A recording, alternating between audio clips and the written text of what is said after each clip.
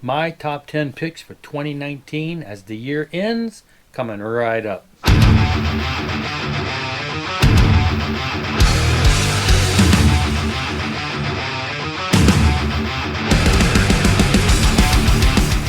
All right, Jeff here. So this is going to be the last night to make videos for 2019 as we are New Year's Eve here. I'm actually going to be making two tonight. This is going to be, the first one is going to be my top 10 albums of 2019. Let me rephrase. My top 10 vinyl releases in 2019. Now, there was a lot of ways I could approach this. I know a lot of people have been doing top this and top that and top 5 and top 10. So what I did is I looked through and I broke down a list of albums that are actually 2019 releases, brand new stuff, material, versus reissues. Because when I look back at what I had purchased in this year, I bought a lot of reissues. And I'm mainly talking about the stuff on the Christian labels. A lot of stuff came out this year with the limited run vinyl and just the non-limited run vinyl. Anyway, lots and lots of reissues. So what I was limiting my top 10 to were actual new releases from bands. Bands, new music, not reissues. I was looking strictly at vinyl, not at CDs. I was also surprised, considering I used to buy a lot of CDs and, you know, I obviously do more vinyl now, that I literally had not bought a lot of CDs in the past year. Strictly vinyl releases that it's strictly vinyl releases that I've purchased, of course, because I have them here to show. So this is not saying that these are my top 10 albums of 2019 that I think ranked are, you know, the top 10 releases of 2019. Because there's a lot of albums out there that maybe I don't own. Maybe I've only listened to them online. Maybe I like them more. Or maybe I do have one CD. This is strictly my top 10 favorite new releases for 2019. And even just looking at that, there were quite a few to choose from. I mean, I probably had maybe 30 to deal with. So I went through and picked what I would consider the top 10 of the ones that I really have enjoyed the most or know or were the most impressed with. So let's get started. I'm not going to waste any time here.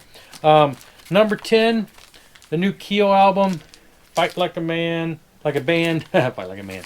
Fight Like a Band. This is Ron Keel, the Ron Keel Band. It's a little different than like the 80s Keel, as most of his stuff in recent years has been. It's got a little more of a southern flair to it. As some of you may or may not know, after he went the whole 80s metal scene with Keel, he went back, I guess, to his roots, he would say. I don't know. He went and moved to like Tennessee and became a country recording artist for a while. And then he came back and started doing rock music a couple years ago with Metal Cowboy and stuff like that. And then this is his most recent release. Was really just excited to see him come back.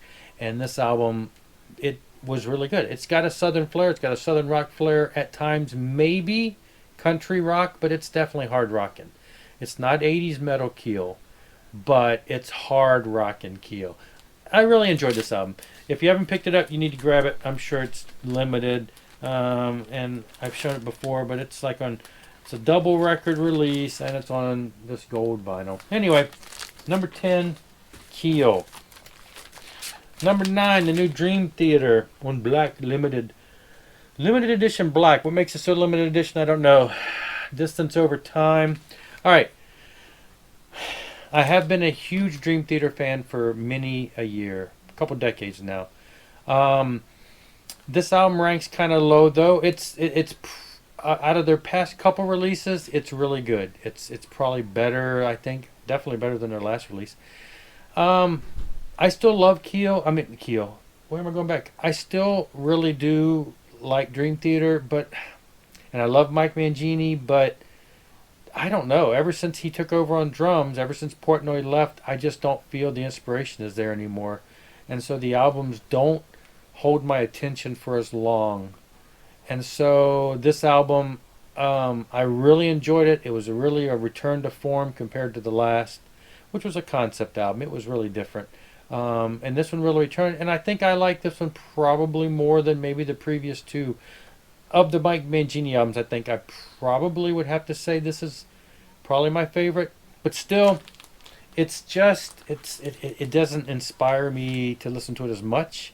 So it got a ranking down on number 9. Number 8, Hollywood Vampires. Much better than the first album, which the first album was good, but it was a lot of cover tunes. This is it's just fun party rock. Alice Cooper and company. It's got old rock. It's just got a lot of good stuff. And it's got Joe Perry, and it's got Johnny Depp, who people say they don't like the song he sings, but whatever. It's a good album. I think it's a good album. I like it. I really liked it. Like I say, more than the it outweighs the first one only because it's less cover tunes. It's just fun. It's just fun stuff. So number 8, Hollywood Vampires with Rise. Number 7, Diviner, Realms of Time. This is Diviner's second release. The first was in 2015, and this is their most recent. And it just melts my face. It's kind of power metal-ish, Euro metal. The vocalist at times really screams Dio.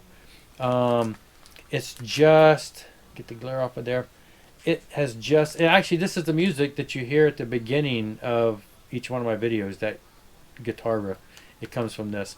From day one when I first got the digital tracks, I was just blown away, and then I got the record, and it's even greater. So Diviner, if you haven't checked them out, they have 2 albums out. They're from overseas, and I'm totally drawing a blank on where. I'm not gonna even try to guess. So check them out. Very good. You can find them online. Give them a spin. Was that number 8? What did I say? 10, 9, 8, 7. The new one from Helix. Now, Helix old school. It's a bunch of old songs that they re-recorded from back in the day when Paul Hackman was around. But they feel fresh. I love Helix. I love Helix, almost everything they've done. There is a little bit of time. There's some songs in the here and there that are hit and miss back in the 90s and 2000s. Not 90s, but more 2000s and in the past 20 years. But their last couple releases have just been awesome. Brian Vollmer, even his solo album, I thought was pretty awesome. And this... Why am I getting so much glare? This one is just, even because it's old school. It's the older songs. I don't know. It just screams amazing Helix stuff. I wouldn't rank it up there necessarily with, Walking the Razor's Edge or, No Rest for the Wicked. Those are things that that we just wore out as kids and as teenagers. But this definitely is an old school throwback. I just love this album. I am so glad that No Life Till Metal on them released these. Scott Waters released this. So if you haven't got it, get it. I'm sure it's not going to be around for very long. It's on vinyl and CD. And they are great if you like Helix. 10, 9, 8, 7. So that's 6 now.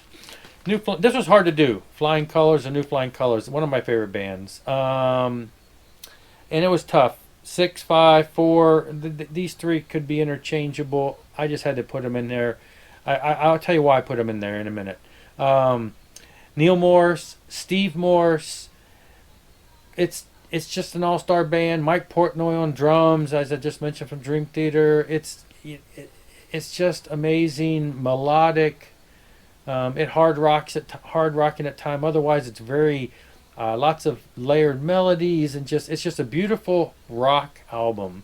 And this is their third. As you can see, it's got the 3 on it. It's been a couple years since their second, so this is just a return to listening to more of their greatness. And they did not, they did not let me down. It is a really, really good album.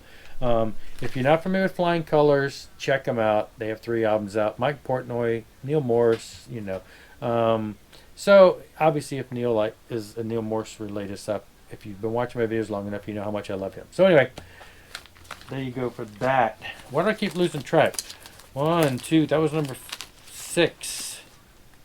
5. Number 4. And let's say Michael Sweet, 10.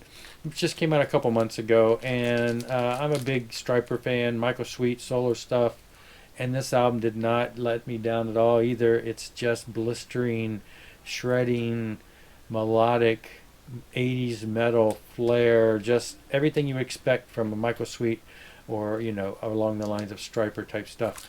Anyway, this was, I just showed this in a video recently. It is, it's got like 10 tracks on the album, and then it came with another 2 tracks on the 7-inch because they couldn't fit them all on there. So, great stuff. I'm starting to see that more and more. That recent reissue of the $1 Billion Babies by Alice Cooper did the same thing, throwing a single there. So, loving it, loving it. Number 4. Number 3 is Stryper. This is their latest, earlier in the year. So this is like borderline, almost out a whole year. This one, I got the one that was on the silver. Anyway, I love Stryper. I'm always going to have them in my top whatever. And this album didn't let down. They're going in the studio in a couple weeks to do a new one. Can't wait. Wish they'd have done it earlier, but Michael had to do his album, and everybody's got their lives going on, but looking so forward to something new from them. It seems like with every album, I just think they are getting stronger and stronger, and I love it, love it. Now, the reason that I was talking about separating the Flying Colors, so I have 2 that are Stryper related, and then Flying Colors, I put it in behind there.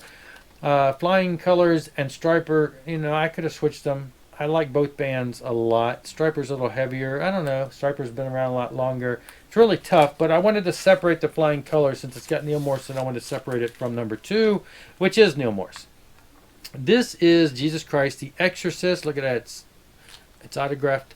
3 records. I'm just a glutton for punishment when it comes to Neal Morse, and so this is his... you hear the story behind it, and somebody like 10 years ago said, somebody should make a modern day soundtrack for Jesus Christ Superstar, because that movie's been out, the soundtrack has been out. I picked up the album a couple weeks ago. It's just, classic 70s rock sounding rock opera about Jesus. So somebody said somebody should redo that and modernize it, and they said, hey, I know, man, it should do that. Let's get Neal Morse to do it. Took him he did it, but it took 10 years before a label finally was interested in doing it. And so it is out actually on Frontier Records. So it's not on his own custom label. It's actually got, distribution. It's Frontier, real, fairly big label there. And it's good. It's, prog. It's got a lot of different singers. It's just what you would think. If you ever listen to Jesus Christ Superstar with all the different singers and the play and the script and everything, it's very similar. It tells the story of Jesus and his death and all that stuff.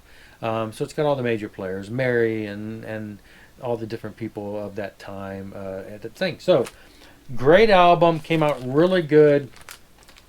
Musical journey, a prog rock masterpiece journey. And then number 1 would be, of course, another from Neal Morse.